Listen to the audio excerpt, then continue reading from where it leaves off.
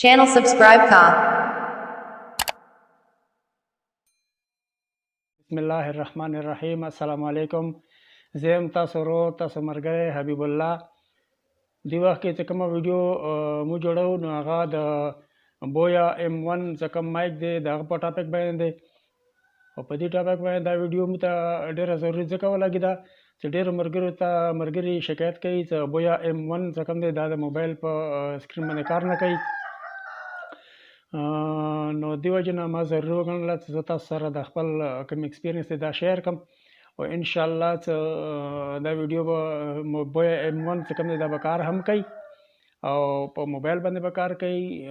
خپل زړونه به تنګونه راځي چې د خپل کوم ایکسپیرینس د تاسو سره شیر کوم او ویډیو تلونه مخکې د ما ټول مرګونو د درخواست دی چې ما د یوټیوب کوم چینل دی دا سبسکرایب کړئ او دا ویډیو د نورو مرګرو سره شیر هم کوي او لایک ورته هم ورکړئ او د بیل آیکن څخه کوم ګنټي دی په هغه باندې هم کلیک وکړئ چې دا کوم د ما ویډیو دی روانې ویډیوګانې دي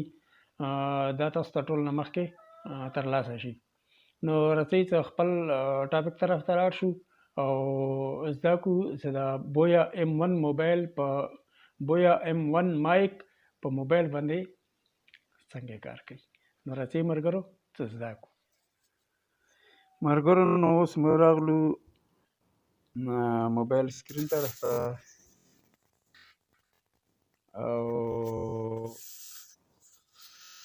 اوس به مو اوپن کو پلی سٹور اوپن کونے نه بعد اوس به مو سرچ بار کې ولیکو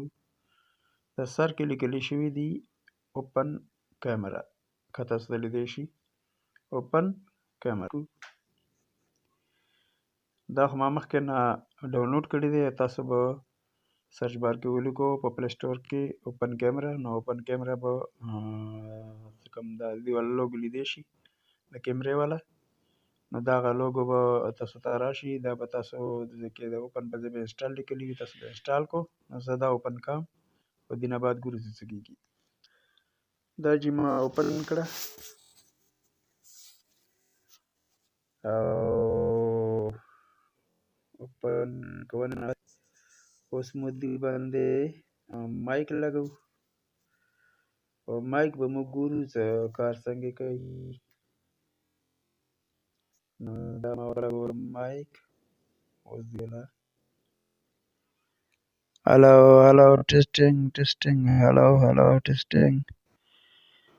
hello testing Boya M1 testing نو دا دی بویا M1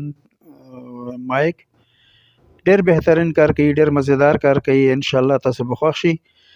او راځئ چې اوس راشو خپل ویډیو اخري حصے ته او یو ځل بیا سره خبرې وکړو هاي دوستانو نو تاسو ولیدو چې مو اوپن کیمرا باندې کم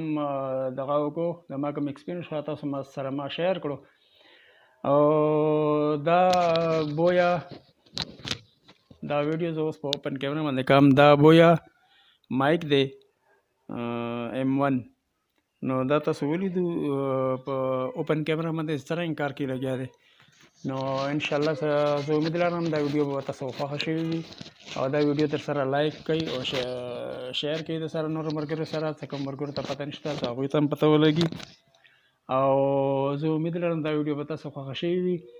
او تاسو قیمتي رای به ماته په کمنټس کې ولیکئ ځکه ما نه دې کې څه کمی پیښې شوي وي نو هغه به انشاءالله نیکسټ ویډیو کې بیا موږ په خپله کې زده کوو او